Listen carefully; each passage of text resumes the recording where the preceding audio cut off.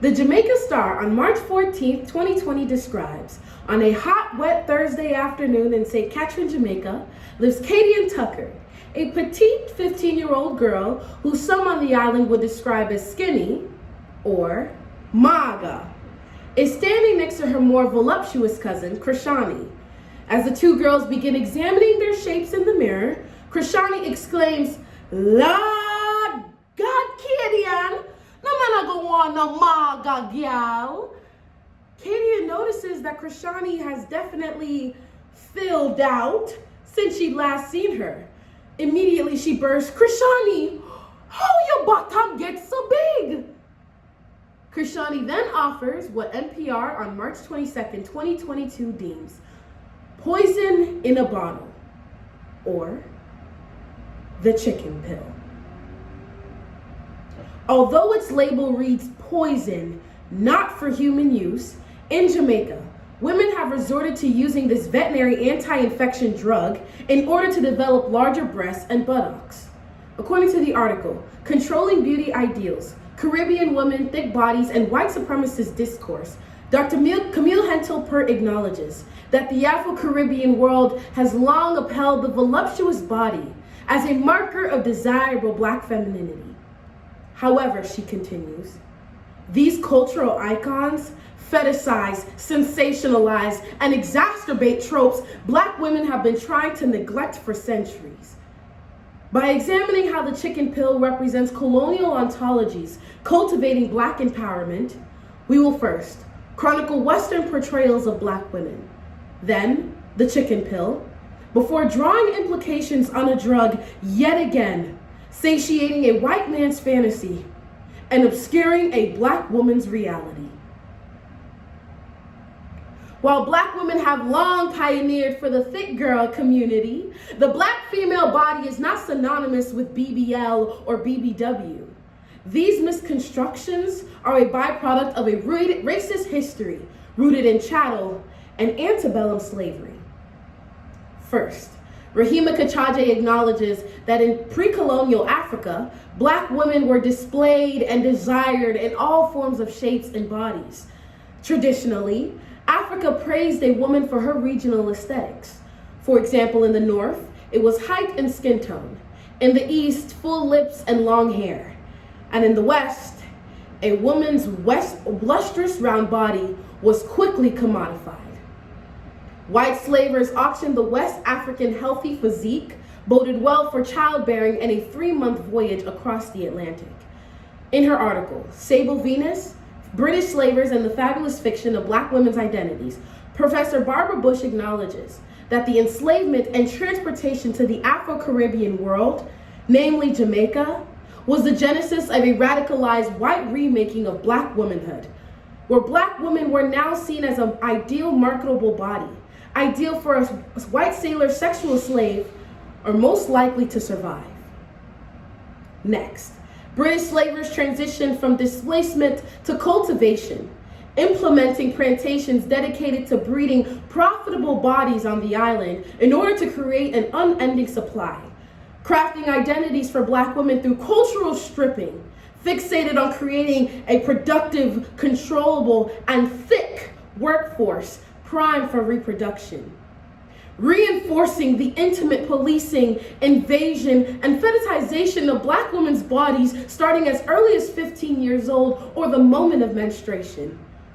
Chief among them, Sarah Bartman. In her journal, The Bati Politic, women studies professor Janelle Hobson acknowledges that she was a South African enslaved woman captured at the age of 16 and suspended naked in a cage and exhibited for her grotesque, obscene, and lascivious body due to a condition called steatopygia, or protruding buttocks. Yet British imperialists saw her as the most correct and perfect specimen of her entire race. Sarah Bartman never made it to the sugar fields of Jamaica, but the commodification of her body type did, misappropriating the use of the chicken pill despite its numerous side effects. First, in Jamaica, dancehall music, along with the chicken pill, originating in the late 20th century, unknowingly exacerbated anti-black exploitative colonial body standards. Take this dance hall classic. Hey, Miss Fatty, Fatty, Fatty, you a murder. I mean, the proper looking wifey, whole heap of money and a big body, what? Echoes that the only attractive body to a man is a woman that has a lot of shape. Figuring, if you look maga, you lack the wealth to attain a full-figured look. The aforementioned NPR article furthers that young women responded quickly to this false ideation, facilitating a rise in young girls ingesting chemicals such as the chicken pill, apitamin vitamin syrup, and other narcotics in order to achieve the appearance of a socially accepted black woman. The previously cited Jamaica Star states that young persons between the ages of 18 to 35 years old and 100 to 150 pounds were most susceptible to being victimized by this drug. However, Katie and Tucker is 15 years old. Next, side effects which may include but are not limited to numbness, diarrhea, dermatitis, and cancer. Psychological issues including depression, eating disorders, decreased psychosexual functioning, death may occur. In her article, #Modern Bartmans, Black Women's Reimagining of Sartaji Bartman by Rokisha Renee Ashley uncovers the health disparities associated with the chicken pill. Self-objectification. She describes self-objectification as body surveillance, where women will assume third-party perspectives of their bodies, focusing on how they look and not how they feel. The aforementioned Dr. Camille Hentel-Pert acknowledges that despite Black women's attempts, these body sculpting practices indicate that the voluptuous body ideal produces as much anxiety and questionable habits as the thin one. For Black women, this deadly drug is their only chance to feel worthy, as according to colonialism, thick thighs, fat ass, and big breasts are the only requirements to being desirable, requiring an examination into a colonial history's mark on cultural identity with two implications: colonial and modern exploitative resistance. First, in his book, Reversing Sale, A History of Black Diaspora, author Michael A. Gomez uncovers that Africans' modes of resistance is directly linked to Black womanhood, where enslaved Black women underwent a series of egregious abuses.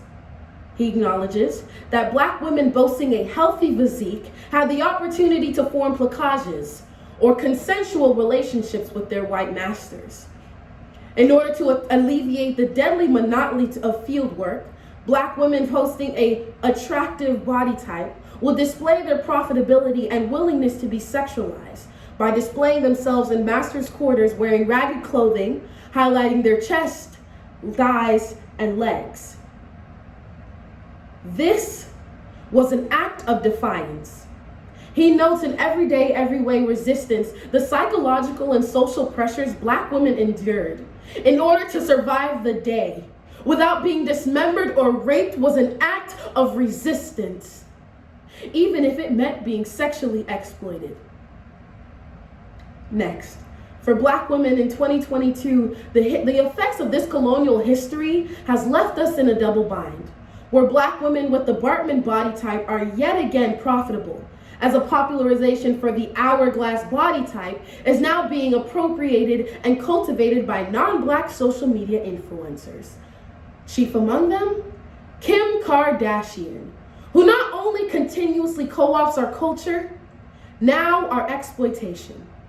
Take this Paper magazine cover, where Kim K is unequivocally taking inspiration from our struggle, choosing to expose herself in the same fashion Bartman was forcibly made to, and while making money off of it. And now Black women are following suit, crafting opportunities to recast and reclaim this exploitation. But at what cost?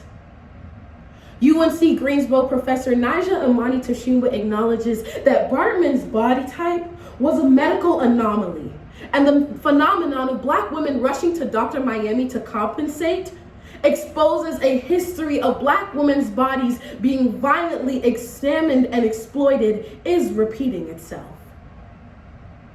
Today, we learned about the indoctrination of the chicken pill and its uses among Jamaican women, exposing a generational history of colonialism's attempt to hypersexualize and monetize the Black female body.